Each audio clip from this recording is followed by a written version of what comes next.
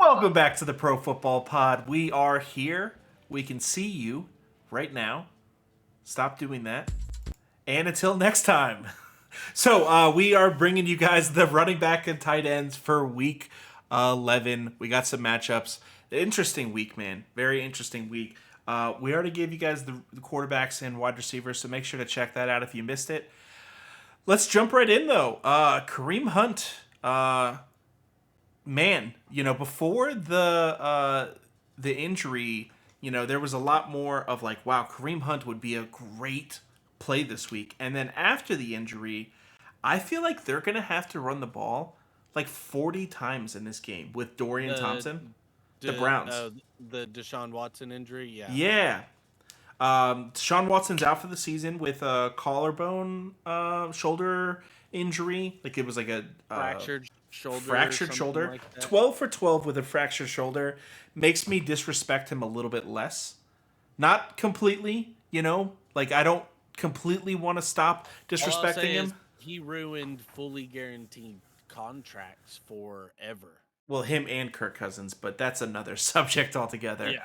Kareem Hunt, though, this week against, I'm sorry, Pittsburgh. Pittsburgh. Yeah, I think that they're going to have to run the ball, like I said, 40 times. I think him and Jerome Ford are probably both good looks. And I'm thinking that So Pittsburgh is 11th worst against the run so far this year. And this might end up being a time where both teams are just kind of trying to run it out.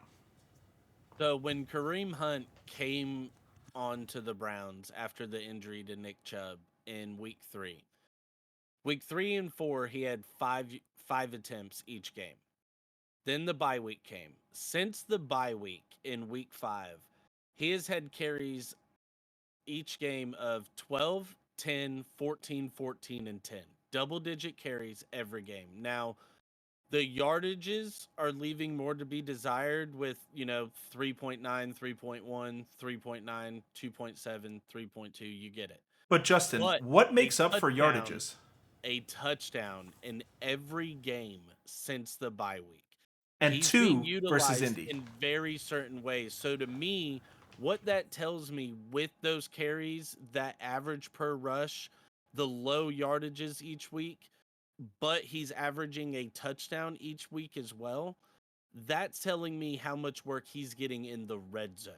He is their red zone back by far. He's their power back, and he's being used as such. And I expect it to go forward. Like he's a solid bet for an anytime touchdown again this week. He's not getting a lot of receiving work. It's not like he hasn't put up 20 points yet this season, but the first 3 weeks after the bye, he got 16, 15, and 13 in half PPR leagues. And he, like we said, a touchdown every single week means that against Pittsburgh, he's probably going to get one. You get him next week against Denver and then the Rams, and then he's got a pretty lax schedule. Now, Dorian Thompson, is it Dorian Robinson Thompson or Thompson Dor- Robinson? Dorian Thompson Robinson, See, DTR. DTR. It's there's going to be leave a lot to be desired. It's obviously not going to be an ideal situation for the running backs. I think the person that gets hurt the most is definitely Amari Cooper. I like the 100%. consistency with Kareem Hunt though. He's consistently getting enough carries to be relevant, and then the fact that they're giving him those carries in the 5 and the 10, that's all that matters. You almost at this point are forced to start him in the flex almost every week unless you just have an just widely better option, or possibly even in your running back 2 in deep leagues. Now on the flip side this week, a guy that I'm 100% just starting to completely come around to and lean on, and he's just becoming a bona fide running back 2. He's listed as like, probably ranked in the 18 to 20s for, running backs this week. But Devin Singletary's got the Arizona Cardinals, and that rush defense has been abysmal this year. And after coming off a game where he got 30 carries versus Cincinnati, for 150 yards in a game that was a shootout, mind you. A Yes. back and forth 30 to 27 game, 57 points, and he managed 30 carries for 150 yards. I don't see why he doesn't get at minimum 17 carries in this next game versus Arizona. The So question. you absolutely are starting him this week. And If Damian Pierce is starting, I'm sorry, if he's healthy and he ends up playing in a limited role in this game, are you still going to go super heavy Singletary?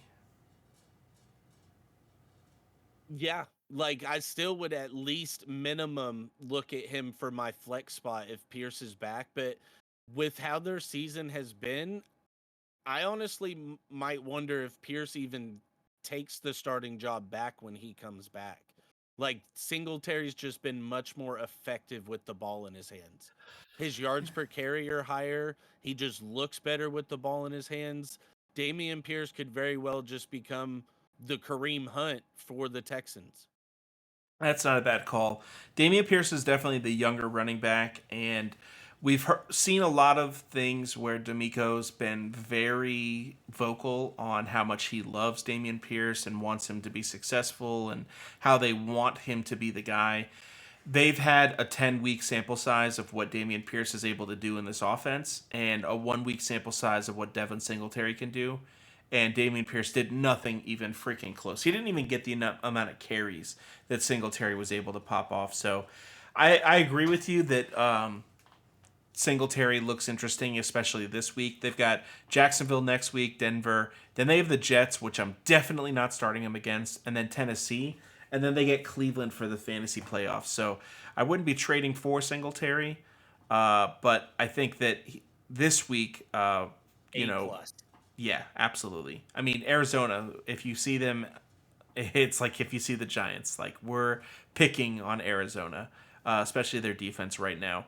Another team that has a really bad. Everyone thinks that their defense is very bad is Las Vegas, and Devon Achan gets to go against Las Vegas. Now, I'm under the mindset of caution is generally the better way to go. We haven't seen this guy play in 4 weeks. He's coming off of an injury to his lower body, which is where all of his strength comes from. So I want to see him do it again before I rely on him. But in his first week, he put up 50 points, and in his second week, he put up 50 points. So there's a lot of like his ceiling is so uncapped that if he's on the Well, field, also you got to think about with Devon Achan, roster construction wise, you more than likely got him off the waiver wire, which tells me your starting lineup was pretty much set and solid. So, because of that, I don't think it's completely just wild to just automatically throw him in at least your flex spot just because of that boom potential, because more than likely you have enough throughout the rest of your lineup to be able to not necessarily worry about if he puts up a dud and only gets like 5 carries. But the thing with him is his 5 carries could easily be 65 yards and a touchdown. he carried the ball 18 times versus Denver. That was his first real start. He carried the ball one time versus New England. That was his first, like, he was hurt the week one and didn't play. And then week two, he came in for 2 plays.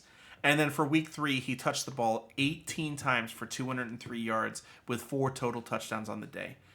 There is no universe where you don't start him on your team if he's playing. Like it doesn't exist, and I just it doesn't. So that's the way I feel about it. I actually have a little Devon, and hopefully he pulls me into a victory this week because I believe, I believe in Mike and I believe in Devon. I believe that we can win. Now, if you've been paying attention to the show at all for the last 2 or 3 weeks, then you could probably just leave for this segment because we're going to start talking about Trey McBride again. Again. And we've been beating it like a dead horse, but I think that it's probably the last time we'll talk about him for the rest of the year. Uh, so let's just get into it. Why is Trey McBride so good, Justin? Why should people just like absolutely start this guy Well, versus Houston? he's showing not only is the matchup solid versus Houston, I'd give it like a B plus as far as a grading scale for his matchup this week, but also it's a matter of how much here lately he's just being trusted with the ball. Like he has some games where there's outliers of, three catches, but over the last 5 weeks, he's getting 5 targets, 6 targets, 14 targets, 5 targets, 9 targets. And so he's showing you, though, with these targets that he's averaging 10 plus yards a reception. And And so you're figuring that with the opportunity, his playmaking ability, the big body that he has, the strength that he has when he's running the ball, and in Kyler's first game back, showing how much he was just willing to go ahead and trust him with 9 targets for 8 receptions, 131 yards. and the most important I don't see targets that changing. in that And game, the ones down the that stretch, yeah, oh my god, that's why I believe in him more than anything else. It's exactly. because we said in week 8, 9 and 10 after he had that big game versus Baltimore, like, hey guys, this guy's special and he's about to get his quarterback back. Josh Dobbs has been throwing him the ball so far. He's going to get Kyler. And whenever Kyler comes back, like the reason that they drafted this guy in the second round was to help Kyler Murray. That's exactly what he's going to do versus Houston. He gets LA next week. Then he gets a hard matchup in Pittsburgh. But he's not because of the talent that he has or anything less than just the amount of volume that he's getting. He's an every week starter. Matchup proof. Whenever they need to beat Pittsburgh, they're going to try to do it with Trey McBride at one point in the game. And that's all I need for my tight end position. We'd say how much tight end is hard. Tight end is hard if you need to get somebody that needs 5 to 8 points a week.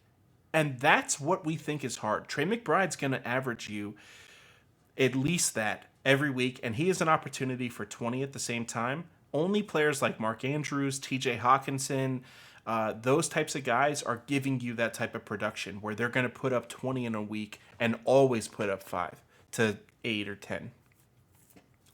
Now, a guy that you could look at, if you're kicking yourself because you missed out on Trey McBride whenever we told you to pick him up on the waiver wire a couple weeks ago, is I really don't want to butcher this name, Chigoziem Okonkwo. And you're looking at it and you're like, wait a second, this guy hasn't scored over 5 fantasy points in a game this season. But I look at the matchup this week and I look at Jacksonville and I look at the shootout potential that game has because Tennessee just funnels passes to wide receivers. And you're looking at Kirk and Calvin Ridley to just possibly pop off. But I'm also looking at the fact of what George Kittle just did to them. Yes. And now that I'm not comparing Okonkwo to George Kittle, but you can't just take that and say, "Oh, well, George Kittle is George Kittle." And no, they allowed those points to the tight end position, and they've been pretty mediocre versus the tight end position so far. So for streaming purposes, I think Okonkwo is probably a solid bet. At the same time, he's getting the targets every week. Like we just said, tight end is hard because you have to get 5 to 8 points. And you're going to have these guys that are going to get you zero so often. You're just like, oh, this young rookie, oh, Kate Auden, or like these guys are always supposed to do so good. Chigoziem Okonkwo's biggest piece of value is that Traylon Burks is going to miss this game again. He missed last game, which is why he got 6 targets. Now, he only pulled in 3 for 27, but we can't bet on what they did with the opportunities. We can only bet on the opportunities.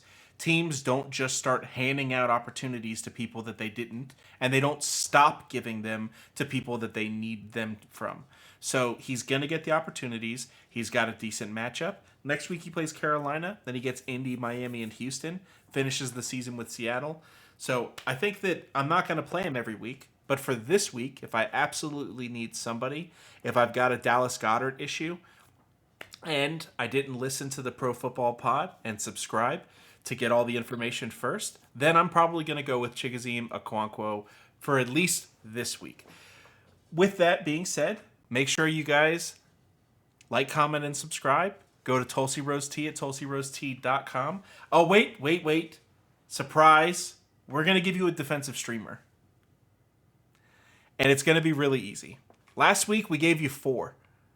And I'm going to say it right now. Carolina worked out like a freaking charm. They got a defensive touchdown in the first half. Or I think it might have been a punt return. But either way, if you just listen to us, you're going to win all your leagues.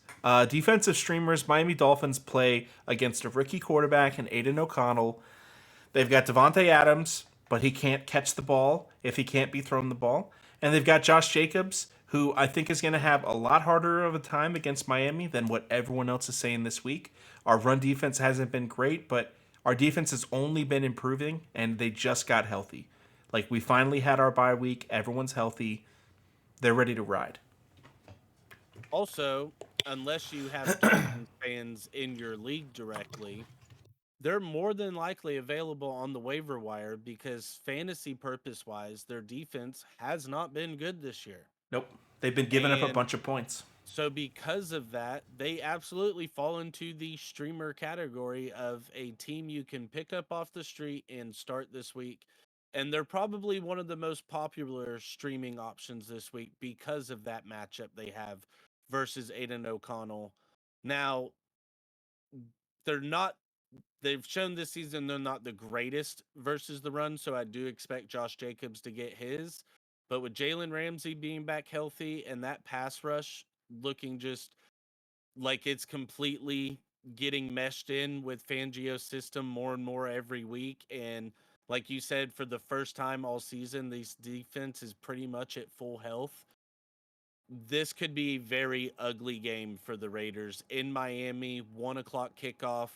That heat's going to be blaring down on them. I don't care if it's November, it's Florida. That doesn't matter. Now, Brian Dable and the New York Football Giants don't have their highest paid player, and they've got Tommy DeVito throwing the ball, and they give up the most points to defenses so far this year. So they play Washington this week.